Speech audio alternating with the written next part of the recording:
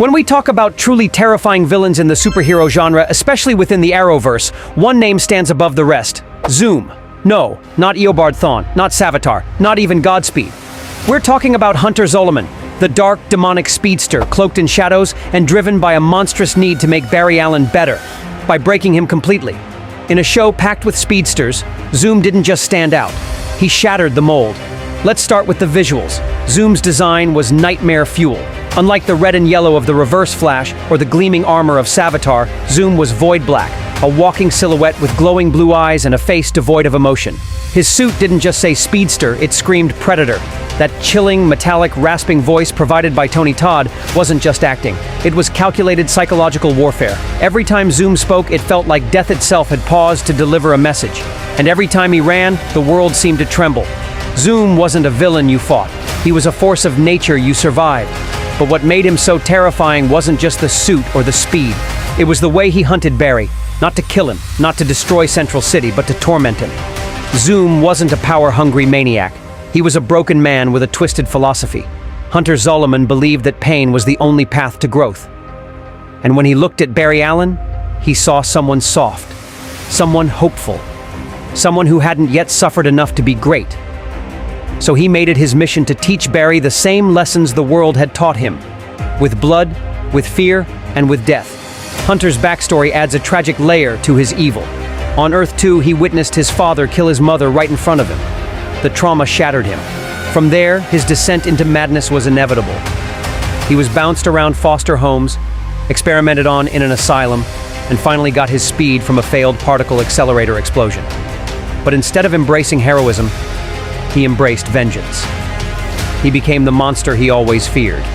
And that history made him all the more dangerous, because unlike Thawne, who was obsessed with legacy, or Savitar, who was obsessed with fate, Zoom was obsessed with breaking spirits. There's a moment that still sends shivers down the spine of every Flash fan: the death of Henry Allen, Barry's father. Zoom didn't just kill him, he made Barry watch. He dragged Henry to their old family home, the place that should have represented safety, love, and childhood innocence, and executed him right in front of his son's eyes, all with the words, "Now you're ready." That wasn't just a murder, it was the final exam in Zoom's deranged syllabus. In one instant, Zoom took everything that grounded Barry emotionally and turned it to ash. What made that scene unforgettable wasn't just the tragedy, it was the performance, the sheer raw emotion from Grant Gustin, Barry screaming in helplessness, and Zoom standing there unmoved, almost satisfied. That wasn't the face of a cartoon villain. That was the face of someone who truly believed they were doing good through evil. That's what made him horrifying. And let's not forget his deception. Zoom didn't arrive on Earth 1 as the villain. He came as Jay Garrick, the Flash of Earth 2, a mentor, a friend, a symbol of hope. It wasn't until much later that the truth came out. Jay Garrick was a lie. Zoom was manipulating everyone from the start. The betrayal hit like a freight train, not just for Team Flash, but for the audience. For once, we were all Barry, duped, heartbroken, furious. Zoom also gave us one of the most chilling action scenes in Arrowverse history, when he dragged Barry through the city, showed him off like a broken trophy to CCPD, and dropped him, motionless, in front of Star Labs like a warning. He wasn't just trying to defeat Barry, he was trying to dismantle his identity in front of the people he protected, and it worked. For a while, Barry was shaken to his core, and we were too. But Zoom wasn't just a villain in the shadows, he was also a metaphor for fear, trauma, and the darkness that grows when pain is never healed. Hunter Zolomon wasn't born a monster. He was created by a life of relentless abuse, neglect, and violence. He was what Barry could have become without love, without friends, without hope. And that's what made their final showdown so personal. Barry wasn't just fighting a speedster. He was confronting his own potential for darkness. The race that ended their conflict wasn't just about speed, it was about ideologies. Zoom wanted to create a multiverse-ending shockwave and become a god.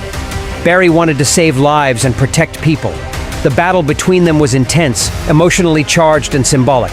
Barry finally learned how to time Remnant himself, a move Zoom himself used, and beat him at his own game. But he didn't do it with hatred. He did it with sacrifice. That was the difference. And even in defeat, Zoom evolved. When the Time Wraiths took him, it wasn't the end. He was transformed into the Black Flash, a speed demon tasked with hunting down rogue speedsters through time. His soul, twisted, corrupted, and vengeful, became part of the Speed Force itself. He didn't die. He ascended into legend, a villain so terrifying that even time had to keep him on a leash. Zoom's legacy didn't end with Season 2. His presence was felt throughout the multiverse. Even other speedsters feared the name. He represented what could happen when power and pain combine without purpose. He wasn't just evil for evil's sake. He was a vision of the future gone wrong, a hero who broke and rebuilt himself as a nightmare. And that's the true genius of Zoom. He wasn't a villain you loved to hate. He was a villain you feared you could become. His story was tragic, his actions monstrous, and his philosophy deeply unsettling. But he was also fascinating, complex, iconic. So what made Zoom a great villain? It wasn't just his speed or his cruelty. It was his philosophy, his belief that heroism must be forged in agony. His actions were evil, yes, but they weren't mindless. He was a dark mirror held up to Barry Allen, challenging him to rise without losing his soul. And for a while, Barry almost did. He almost gave in to vengeance, almost crossed that line. But in resisting Zoom's ideology, Barry became stronger, and that's what makes Zoom unforgettable. Now I want to hear from you.